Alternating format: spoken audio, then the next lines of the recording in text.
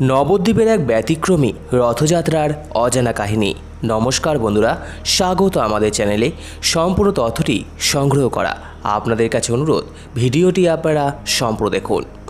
চৈতন্যের প্রভাবেই বাংলায় জগন্নাথ পুজো এবং জগন্নাথের প্রভাবেই নৃসিংহের পুনঃপ্রতিষ্ঠা, কিন্তু সেই পূর্ণচর্চায় রয়ে গিয়েছে বাঙালির নিজস্ব লোকাচার। চৈতন্য জন্মভূমি নবদ্বীপে বহুকাল ধরেই রয়েছে নৃসিংহদেবের মন্দির এবং সেই মন্দিরেই প্রতিষ্ঠিত রয়েছেন সম্পূর্ণ হাতসহ বিরল দৃষ্ট জগন্নাথ, বলরাম এবং সুভদ্রা। কারো হাতে আয়ুধ বা আশ্বাস ভঙ্গি নেই দান বা দণ্ড। নবদ্বীপের পূর্ব প্রান্তে শ্রীবাস অঙ্গন রোডে এখন যেখানে সমাজবাড়ি মন্দির, সেখানে তখন সেভাবে বসতি গড়ে ওঠেনি। সামনেই গঙ্গা, নদীর পাড়ে গাছগাছালির মাঝে নিভৃতে কে কবে গড়ে তুলেছিলেন এক ভজন কুঠির, সে কথা খেয়ালই করেননি সেকালের নবদ্বীপ।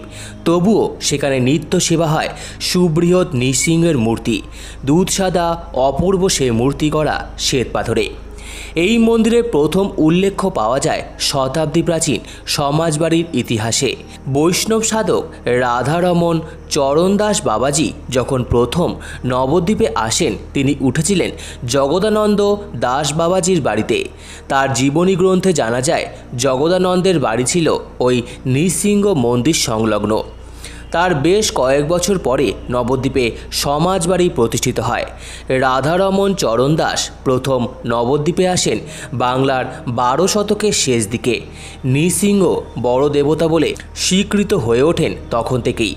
সমাজবাড়ির প্রবীণ সেবায়িত রাধাপদ দাস এই প্রসঙ্গে জানিয়েছেন, সমাজবাড়ি মন্দির নির্মাণ শুরু হয়েছিল বাংলার 1312 বঙ্গাব্দে। রাধারমন চরণ দাস নবদ্বীপের প্রখ্যাত কাঁসাপিতল ব্যবসায়ী গুরুদাস দাসের বাগানবাড়ির অংশ কিনে সমাজবাড়ি প্রতিষ্ঠা করেন।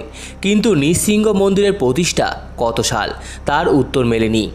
18 শতকের কোনো এক সময় নৃসিংহ মন্দির প্রতিষ্ঠিত হতে পারে, কেননা নবদ্বীপের ইতিহাস বলছে সেই সময় থেকেই গঙ্গার পূর্ব প্রান্তে বসতিপত্তন শুরু হয়েছিল।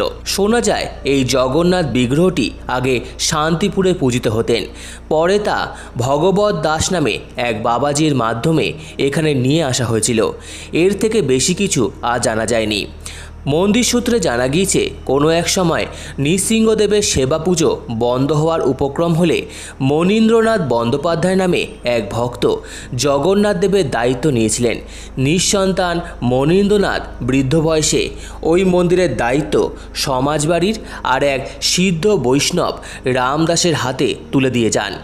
এই ঘটনা 19 শতকের দ্বিতীয়ার্ধে। তারপর থেকে নৃসিংহ মন্দিরের যাবতীয় দায় দায়িত্ব সমাজবাড়ি।